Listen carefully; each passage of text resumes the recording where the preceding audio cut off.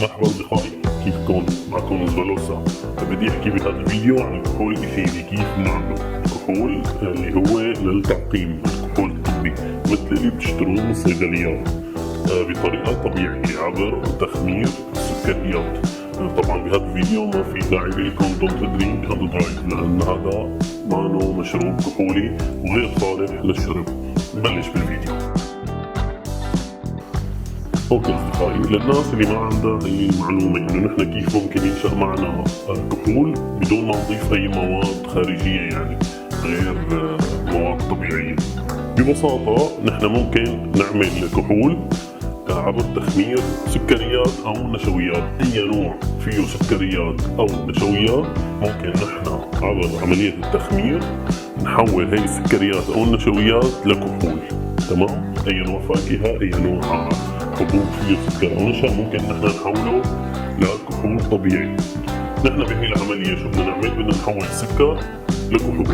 كيف؟ عبر عمليه التخمير. الخمائر اللي موجوده عندنا في انزيمات، هي الانزيمات شو بتعمل؟ بتاكل سكر وبتعطينا كحول بدالي. اذا ما دخلنا لها اكسجين، اذا دخل اكسجين ما رح تعطينا كحول. تمام؟ شو بدنا نعمل؟ نص لتر يعني 500 ملي كحول إيثيلي مركز بنسبة حوالي ما بين 65 و 70%. بدنا 3 لتر مي، كيلو سكر، و20 جرام خميرة فورية. الخميرة اللي بيستخدموها للخبز أو للعجين أو للبيتزا، مو خميرة الحلويات، خميرة المخبوزات. بدنا 20 جرام خميرة فورية، خميرة مخبوزات. شو بدنا نعمل هلا؟ أول شي خلينا نجهز الخميرة. هي الخميرة 20 جرام يعني حوالي معلقتين كبار، نحط لها بس معلقة سكر ومعلقتين. تمام؟ ونضيف عليها مي دافية. ملاحظة هامة، مي دافية مو مي سخنة، المي السخنة رح تقضي على الخميرة، رح تفسد يعني. مي دافية. نضيف حوالي 3/4 الكاسة. نحركها كتير منيح لأن هي الخميرة رح تصير معنا مثل الشقف. نحركها كتير منيح.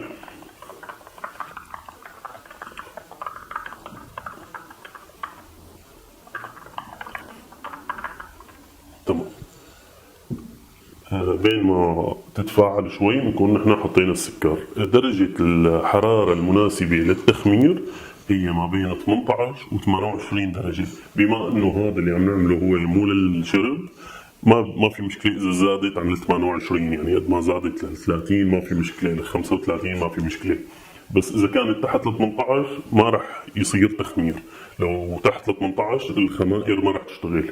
هلا شو بدنا نعمل؟ نحط الكيلو سكر مع 3 لتر مي. تمام. هلا هيك ضفناهم، بدنا نحركهم بس.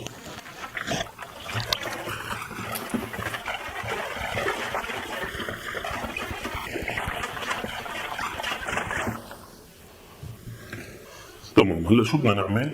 بدنا نضيف الخميرة على السكر.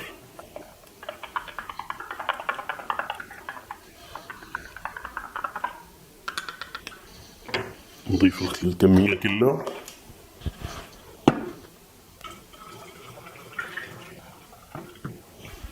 نصب شوية مي بس مشان اللي علقانين بالكاسة.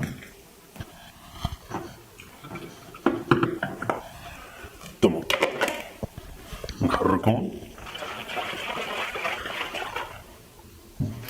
هي عبوة التخمير اللي هي رح تكون مانع دخول اكسجين، تسمح لخروج الغازات، وبتمنع دخول الاكسجين. لو دخل اكسجين ما راح يتشكل معنا كحول. هلا نحن شو رح نعمل؟ رح نتركها بالتخمير لمدة 10 ايام. هلا هو ممكن 5 ايام، بس ب5 ايام رح تكون نسبة الكحول معنا حوالي 11-12%. لو تركناها 10 ايام رح ترتفع نسبة الكحول لحوالي 15%. طبعا في مرحلة ثانية هي مرحلة التقطير، لأن نسبة الكحول رح تكون هون 15%. فنحن كيف بدنا نخليها مركزة؟ عن طريق عملية التقطير. عملية التقطير بنقطرها أول مرة بتصير حوالي 40. نقطرها تاني بالمرة بتصير حوالي 70%. عبوة التخمير هي موجود بقناتي طريقة عمل عبوة التخمير، طريقة سهلة كتير. راح احط لكم اياها فوق انا هون مشان تشوفوا كيف بتصير، ونتابع مع بعض عملية التقطير بالمرحلة الثانية بعد 10 أيام. هلا رح سكرها كتير منيح، طبعا مثل ما قلنا أهم شي ما يدخلها أكسجين. سكرناها،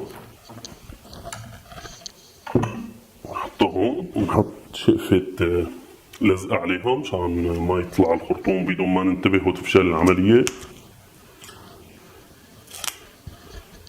بس شقفة مشان تمسك الخرطوم، ونحط شوية مي.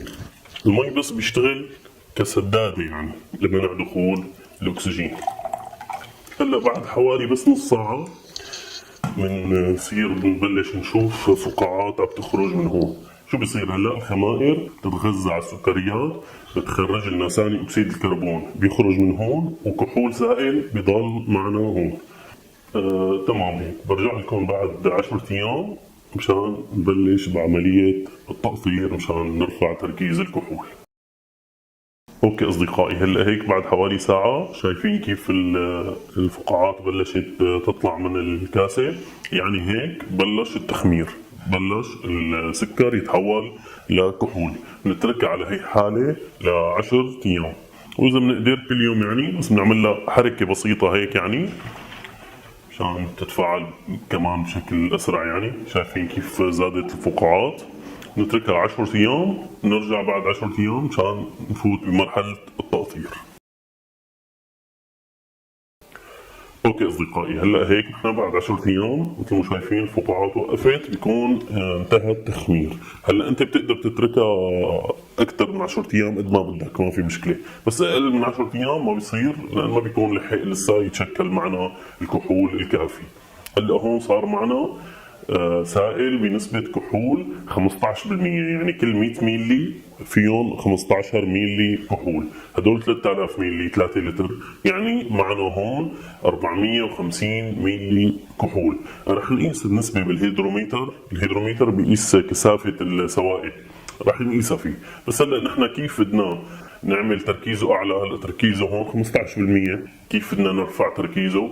رفع تركيز الكحول عن طريق عملية التقطير. التقطير ببساطة شو هو؟ التقطير انه نستخلص ال 450 ميلي اللي هون ناخده بنسبة مركزة أكثر من 15%، نرفعها ل 70%. هلا شو رح نعمل؟ رح ننقلهم على عبوة التقطير، نفتحها وننقلهم على عبوة التقطير. رح اشيلها انا واجيب عبوة التقطير. اوكي اصدقائي، هلا هي عبوة التقطير. عبوة التقطير مثل ما بتعرفوا بنقدر نعملها بالبيت. انا رح اترك لكم الفيديو هون كيف تعملوا عبوة التقطير بالبيت.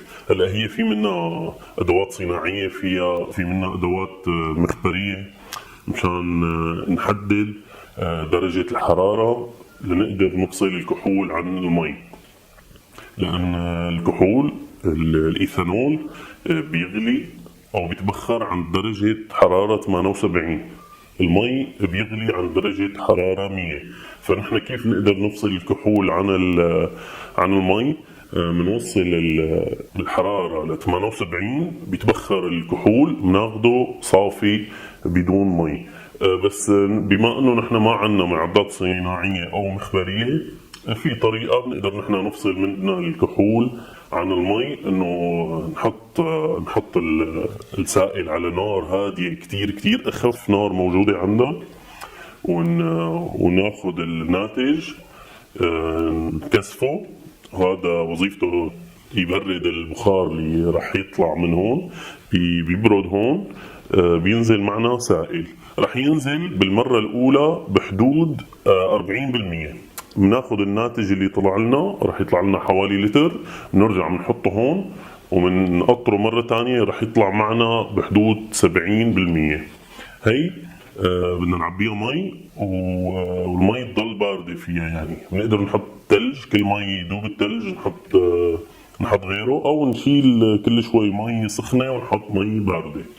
فببساطة هي عملية التقطير. التقطير بيستخدم لكثير قصص غير المعقم، يعني السبيرتو بيستخدم لصنع المشروبات الكحولية، بيستخدم لصنع العطور ولكثير شغلات. فهلا رح اعبي ال3 لتر هون وناخذهم على النار مشان نبلش بعملية التقطير. هلا طبعا لما نفتحها بنشم ريحة كحول، يعني رح تشم ريحة الكحول، فرح نعبيهم هلا كلهم هون.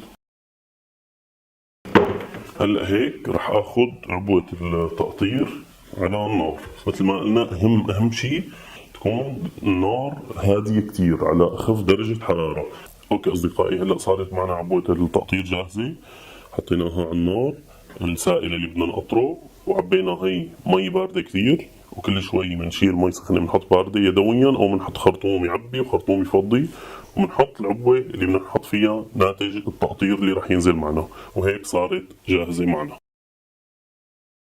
اوكي اصدقائي، هلا شايفين بلش معنا القطرات تنزل من التقطير. بنحطه بيطلع معنا لتر كحول مركز بنسبة ما بين 35 و 40% كحول. بيطلع معنا لتر، 2 من هذا، يعني هذا 500 ملي، بيطلع معنا 2.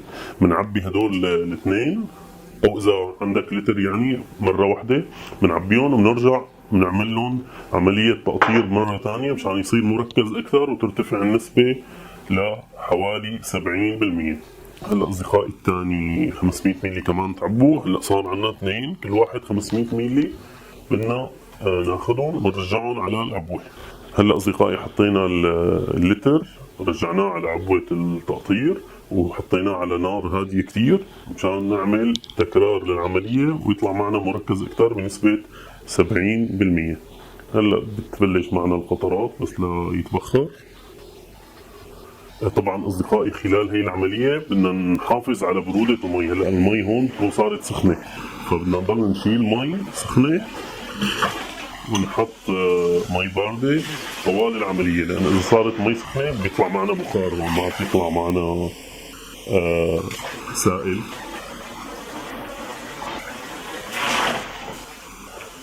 طوال هي العمليه بدنا نضل نشيل ونحط مي بارده.